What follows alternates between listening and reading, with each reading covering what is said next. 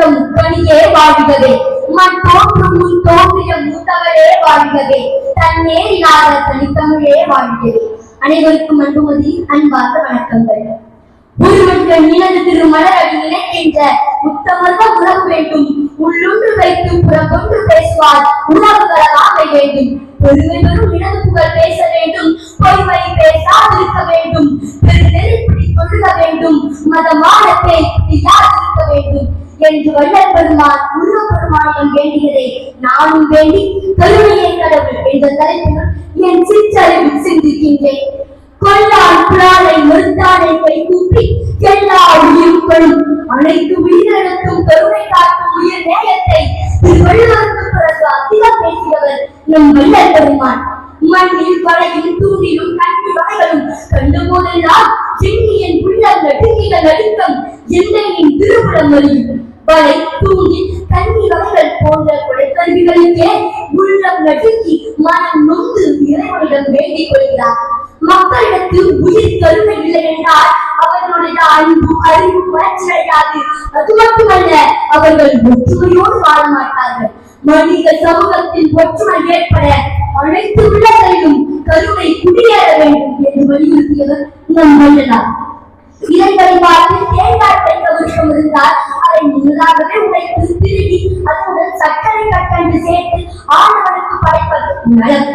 ஆண்டவனை வாயால் வாழ்த்துவதை தவிர புட்ப அலங்காரங்கள், அபிஷேகங்கள், வாகனங்களில் ஏற்றி மீண்டுள்ளாவதுடன் இன்னும் இது போன்ற மற்ற ஆடம்பரங்கள் கூடாது.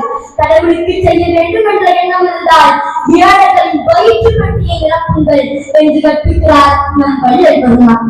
மானம், குளம், கல்வி, வன்மை, அறிவுடைமை, தானம், தவம், தாராண்மை, முயற்சி, தேவை, பசிவந்த சொல்லியன்மை, காமுறுதல், பத்தும் பசிவந்திட போந்து என்று நம் தமிழ் ஊராட்சி அவை பசிவந்த ஒருவரிடமிருந்து பறந்து சென்று விடுவதை திகழ்கிறார். பசி மனித குலம் முழுமைக்கும் பொது. இதனுடைய பசியை போகுவதையே தன் பேரின்பம் என்று உணர்ந்தவர் நம் வள்ளல் பெருமான். பசி நீக்கப்பட்டதன் முகத்தில் உண்மையான மகிழ்ச்சி இன்பம் மலரும். பாராமல் ஏழைக்கு உணவளிக்கின்ற பொழுதுதான் நம் மனதில் கருணை பொய்மை உருவாகும். பிறரிடம் ஜாசித்து உண்ணக்கூடியவர்கள் துறவிகள். ஆனால் பசி கொடுமையை உணர்ந்து 23,5867 பெருமச்சாலை அமைத்து 100 கோடு போட்ட புரட்சி துறவி நம் வள்ளல் பெருமான். ஒரு பயிர் வாடுகிறது என்றால் ஒருவருடைய வயிறு வாடப்போகிறது என்று பொருள். அதனால் தான் நம் வள்ளலார் வாடிய பயிரை இந்த போதெல்லாம் வாடினார். பசி போக்கும் பண்பு பெற்றவன் இறைவனின் அம்சவாகிறான் என்பது அவருடைய கொள்கை. இவ்வாறு உயிர் கொலையையும் புலால் விடுதலையும் தவிர்த்து பசியை போக்கி சக மனிதர்களை சம மனிதர்களாக கருதும் கருணை உள்ளவே கடவுளின் இல்லம். தோன்றையார் குடி தோளுடையார், கடல் தூங்குவது காலுடையார், மழுமானுடையார், பிரம்மந்தரையார் ஓருடையார், கொற்றி யூருடையார், புகழோகியர்கள் காலுடையார், நெற்றி கண்ணுடையார் எங்களுடைய என்று வள்ளல் பெருமான் போற்றிய சிவபெருமானிடம் அனைத்து உள்ளங்களிலும் கருணையிலும் கடவுள் குடியேற வேண்டி நிறைவு செய்கிறேன். நன்றி.